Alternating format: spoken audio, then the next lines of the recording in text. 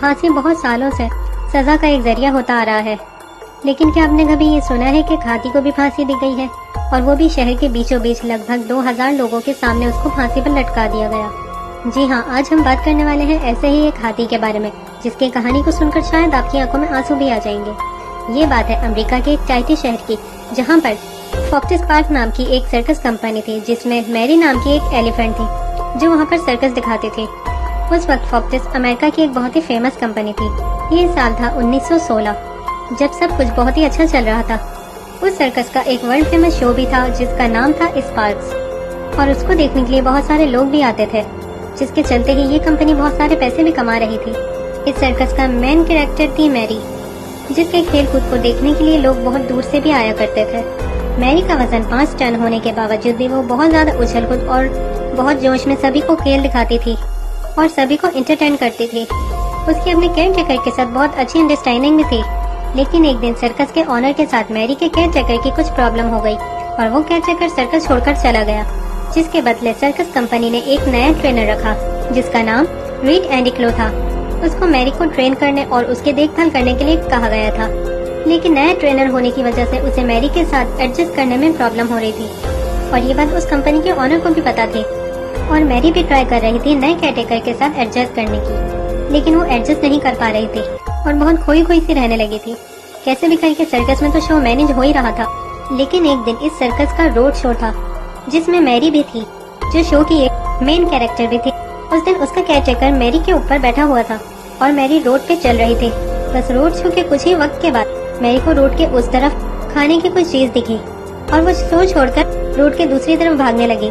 उस वक्त मैरी का कैटेकर उसे कंट्रोल करने की बहुत कोशिश कर रहा था, लेकिन मैरी पागलों की तरह उस खाने की तरफ भाग रही थी, क्योंकि उसे बहुत सारे बनाना दिख रहे थे जिसको वो खाना चाहती थी। आखिरकार मैरी थी तो एक जानवर ही, लेकिन ये बात उसके ट्रेनर को समझ नहीं आई और मैरी को कंट्रोल करने के लिए उसे कुछ तेज चीजों से मारा गया, जिसकी वजह से मैरी बहुत जख्मी हो गई और उसके जिस्म से बहुत सारा खून निकलने लगा। और उस चोट से मैरी को बहुत गुस्सा आया और मैरी ने अपने ऊपर बैठे ट्रेनर को एक झटके में जमीन पर गिरा दिया और उसके ऊपर अपने वजनी पैरों से हमला कर दिया। और उसी वजह से उस वक्त मैरी के वजनी पैरों के नीचे दबा हुआ वो ट्रेनर उसी वक्त मर गया। मैरी के गुस्से की वजह से वहाँ शो देखने आए सभी लोग भागने लगे, जिसके बाद वो सारे लोग उस बेजुबान मैरी के ऊपर हमला करने लगे और उसे मारने लगे, जिसमें सर्कस के कुछ लोग भी शामिल थे। किसी तरह तो मैरी वहाँ से बच निकली, लेकिन पूरे शहर के लोगों ने ये ठान लिया कि किसी भी तरह मैरी को जान से मार दिया जाए। किसी ने कहा कि उसे तड़पा कर मारा जाए और किसी ने कहा कि उसे बिजली के झटके दिए जाएं, जिसके चलते वहाँ के लोगों की रिक्वेस्ट की वजह से वहाँ की गवर्नमेंट ने मैरी को फांसी देने का फैसला किया। ये दिन था 13 सितंबर 1916।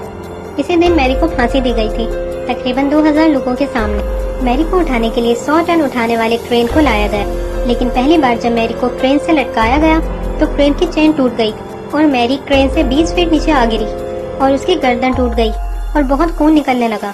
फिर भी वहाँ आए सारे लोगों में से किसी का भी दिल नहीं पिघला और फिर से मैरी को चेन से बांधकर ट्रेन पर लटकाया गया और आखिर मैरी तड़पते हुए मर गई।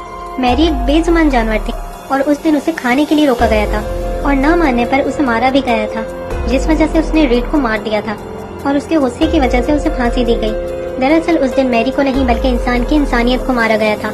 इस दुनिया में हमारे इतने इंटेलिजेंट होने के बावजूद भी एक बेजुबान मैरी को मार दिया गया, और यही चीज हमें ये दिखाती है कि इंसान सिर्फ अपने बारे में ही सोचता है, किसी दूसरे के बारे में नहीं। तो इस कहानी के बारे में आपका क्या ख्याल है, ये हमें कमेंट करके जरूर बताइएगा। अगर आपको हमारी ये वीडियो भी अच्छी लगी तो इसे लाइक कीजिए और शेयर कीजिए।